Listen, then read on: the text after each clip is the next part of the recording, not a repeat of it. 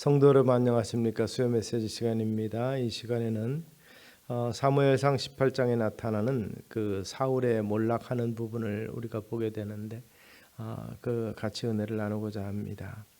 하나님은 사울을 버렸다고 말씀하셨고 또 다윗을 마음에 합한 자라 이렇게 평가하신 것을 볼 수가 있습니다.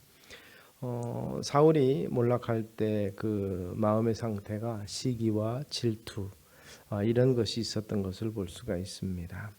그런 면에서 시기나 질투는 거듭나지 못한 사람들의 악한 동기에서 나오는 것으로 결국 성경에 보면 살인이라는 비극적인 결과를 초래하게 되는 것을 볼 수 있습니다.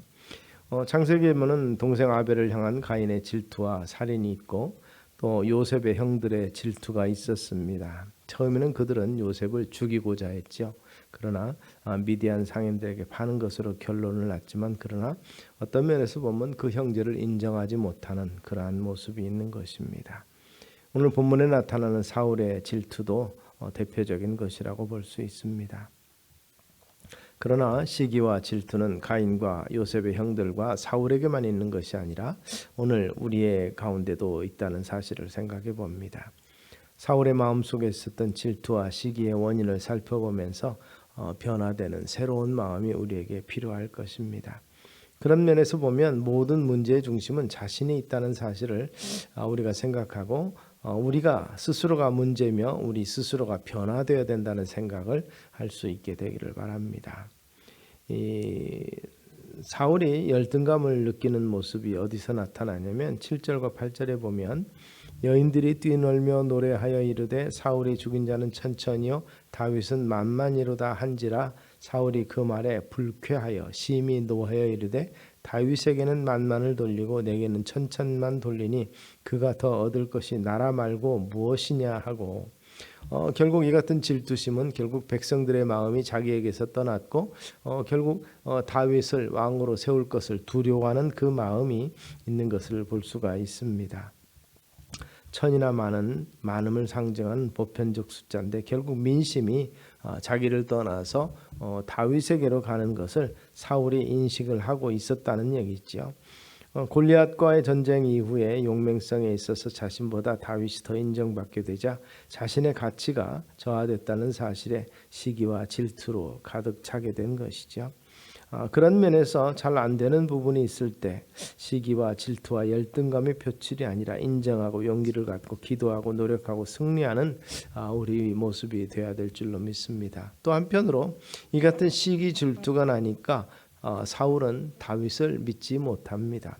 그래서 큰 승리를 해서 인기가 있고 추종 세력이 있었어도 하나님께서 자신을 사랑하며 지키신다는 믿음이 없었기 때문에 다윗을 질투하는 것이죠. 하나님이 자신을 세웠고 자기가 기름 부음 받은 자로 당당함이 있고 담대함이 있으면 그 다음 때 누가 되어도 아마 그는 두려워하지 않았을 것입니다. 그러나 이 하나님에 대한 신뢰가 없고 그가 얻을 것이 나라 말고 무엇이냐라는 의심과 불신이 가득 차 있었던 것을 보게 되는 것입니다.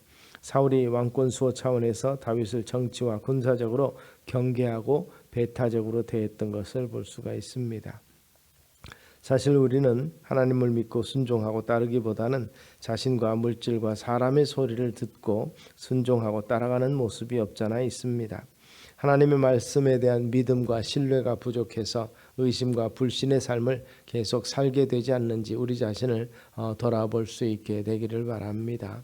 이 불신앙은 불행의 시작이라고 볼 수 있습니다. 하나님에 대한 절대적인 믿음을 회복하고 이 믿음이 충만한 삶을 살아야 될 것입니다. 그리고 또 한편으로 11절에 보니까 그가 스스로 이르기를 내가 다윗을 벽에 박으리라 하고 사울이 그 창을 던졌으나 다윗이 그의 앞에서 2번 피하였더라. 결국 이것은 다윗을 죽이고자 하는 악한 마음으로까지 번지게 된 것을 볼 수가 있습니다. 그러나 다윗은 용맹과 기지에도 불구하고 사울에 대해서 대항하거나 저항하지 아니하고 피합니다. 극도로 자제된 다윗의 인격과 신앙을 여기서 보게 되는데 미움을 미움으로 창을 창으로 대항하지 아니하고 모든 것을 하나님의 손에 위탁한 다윗의 모습을 보게 됩니다. 미움은 불행이며 사단의 노예가 되는 것입니다. 미움이 살인으로 이어지게 되는 것을 볼 수 있습니다. 이 세상에서 사랑보다 귀한 보배는 없을 것입니다. 사랑이 결핍된 채 지위나 권세나 금이나 은을 아무리 쌓아놓은들 아무 의미가 없는 것입니다. 보화나 명예는 사랑할 수 있는 하나의 수단에 불과합니다. 사람은 사랑을 주고받을 때 행복을 느끼게 되는 것이죠. 돈이나 지위로 인하여서 행복한 것이 아닙니다. 명예나 권세가 행복을 가져다 주지 않는 것입니다. 일시적인 행복은 느끼게 하지만 영원한 행복을 주지는 못하는 것입니다. 우리가 예수 그리스도 안에서 우리의 죄사함을 받고 엄청난 사랑 속에서 자신을 용서하고 사랑하며 자신의 존재 가치가 인정되며 자아를 사랑하게 될 때 거기서 행복이 있게 될 것입니다.